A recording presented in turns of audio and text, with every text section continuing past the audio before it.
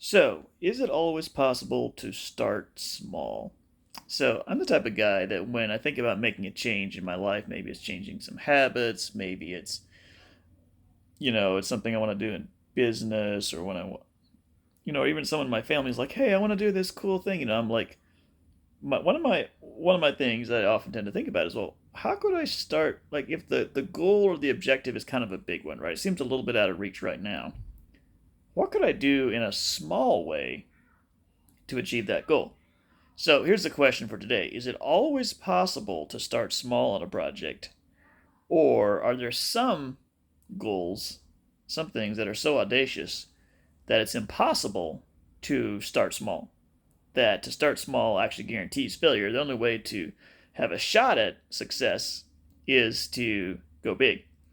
Now, I'm not sure what the answer is to that question, so it's probably maybe a bad topic for a video when you don't have the answer to it. But I believe that many things in life you can start small. I think there's a book called Mini Habits, um, and there's been a lot written about the power of when it comes to habit building to start small. Like, hey, whatever the case, I will do one push up every day. Um, and then if I feel like doing more push ups when I'm down there on the floor anyway, great. So for habits, absolutely. I think pretty much any habit, there's potential for you to build off of it starting small. Um, Now, other ventures, is it possible to always start small? Like, could I start small on the project to like say get mankind onto Mars? No, I mean technically you could, right? You could start small. You could start researching rocket ship technology, right? You could start where Elon Musk started like 20 years ago or whatever. So technically, yes, you could start small. Um, But for really large, audacious goals, I think at some point you have to recognize the fact that starting small may never the small start may not get you where you want to go. Like if your chance of succeeding on a major venture is like already like maybe say 1 in 1,000, and then you add to that going at it really really slowly, you know, so you're like multiplying the time factor in there in which anything could happen. um, you're potentially taking it from being like 1 in 1,000 to like 1 in 100,000 or something like that, right? As far as your chances to succeed. So, um, I do think that in many things in life it is possible to start small, and I think it is underrated actually the power of starting small. As far as if as long as you can be consistent, like it's okay to start small if you're consistent in many things. But I do think there are some things, particularly when you're swinging for the fence on something, that there are some situations where starting small is just not it's not going to really go the distance or take you anywhere. Um, Now, how to know the difference on that? I don't know that I have any pat answers on that. I do think if you're trying, like I said, if you're swinging for the fences, um, you probably the starting small may not work. It may not, and just kind of real talk here.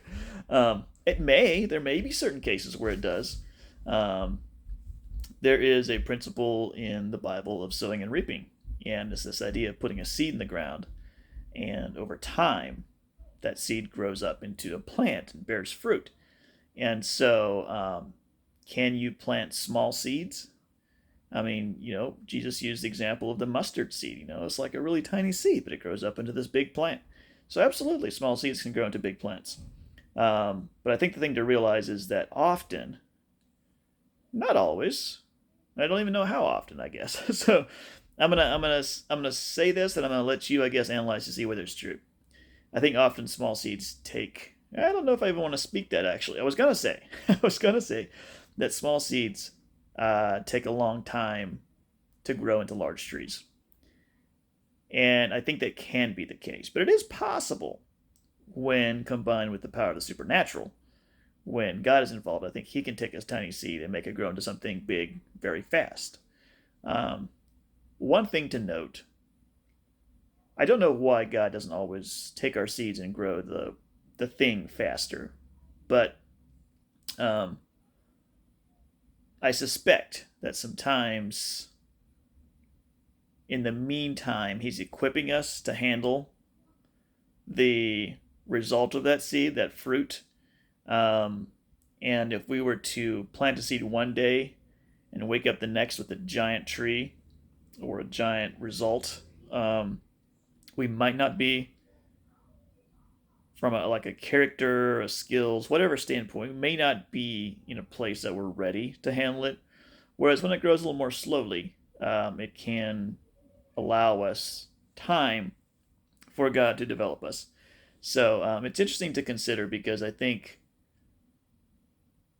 on the one hand, it's so true that God doesn't need lots of time to produce a result. He can produce results instantly. And yet, it's clear that sometimes it does take he allows things to take quite a bit of time. So take that, stew on it, drop me a comment.